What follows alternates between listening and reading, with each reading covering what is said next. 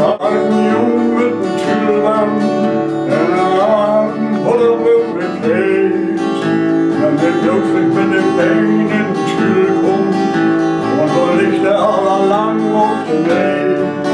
Und er rasselt mit dem Tassel gegen Kampfstein, und er wird sich ganz gehorrig auf der Thron. Als er absteigt, recht er nicht weh, als ein Klacks für so ein Hamburger Jung. Als er absteigt, recht er nicht weh, als ein Klacks für so ein Hamburger Jung.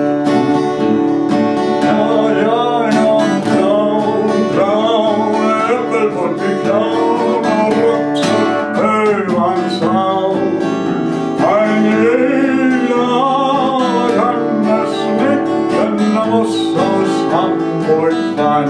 An die Eckstein, der mit dem Eierkorb, in der Hand Grimmel rum. Wenn sie plötzlich mit der Eier auf das Los erschnallt, und da recht dann allein dick knackt und sie spinnt die Eier auf den Rumperson, und sie sagt so ein Eierkrog, den hab ich gern. Als sie absteigt, recht sie nicht wieder, dann ist ein Klacks für so ein Hamburger Leer. Als sie absteigt, recht sie nicht wieder, ist ein Klacks für so ein Hamburger Leer. Kommt in Hamburg mal sonst Oma aus die Schule, hab die langen Büchsen eben übers Bein. Ja, wer will auch gern uns Gas beugen, der Feuer, dann schmeckt so bannig fein.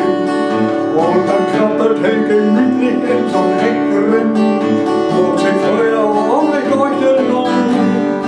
Als er absteigt, sieht er gut aus dem Kölnkäse, ja, ein Klacks für so'n Hamburger Jung. Als er absteigt, sieht er gut aus dem